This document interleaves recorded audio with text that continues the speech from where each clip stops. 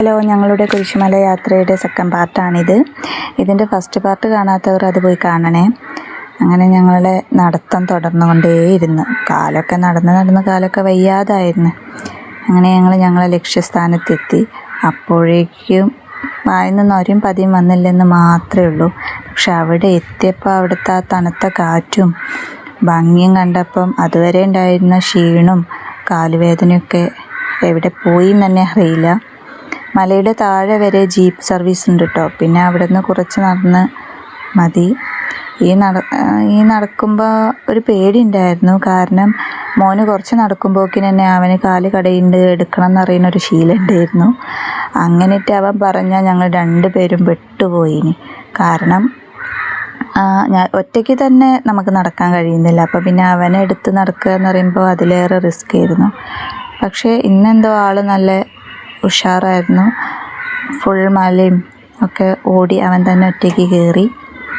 അവൻ നല്ല തിരക്കുണ്ടായിരുന്നു കേട്ടോ. കുരിശുമല എന്നുള്ളൊരു പേര് വന്ന് അവിടെ കയറി എത്തിയിട്ട് കുരിശൊന്നും കാണാനുമില്ല. ഞങ്ങൾ തിരഞ്ഞു നടന്ന അവസാനം ഞങ്ങളത് കണ്ടെത്തി. ഈ മലേൻ്റെ മുകളിൽ കുരിശിൻ്റെ കഥ എന്താണെന്ന് എനിക്ക് വലിയൊരു പിടിയില്ല. ഈ വീഡിയോ കാണുന്നവർക്ക് ആർക്കെങ്കിലും അതറിയെങ്കിൽ ഒന്ന് കമൻറ്റ് ചെയ്യണേ. ഞാൻ എന്താണ് അതിൻ്റെ കഥ എന്ന് ഏട്ടനോട് ചോദിച്ചപ്പോൾ ഏട്ടനൊരു കഥ പറഞ്ഞു. പക്ഷെ അതെനിക്ക് വിശ്വസിക്കാൻ പറ്റുന്നൊരു കഥയായിട്ട് തോന്നിയില്ല. കുറച്ച് കഴിഞ്ഞപ്പോക്കിന് കോട നല്ല പോലെ വന്ന് മൂടാൻ തുടങ്ങിയിരുന്നു. കുറേ നല്ല തിരക്കും കാര്യങ്ങളും ഉണ്ടായിരുന്നു കേട്ടോ.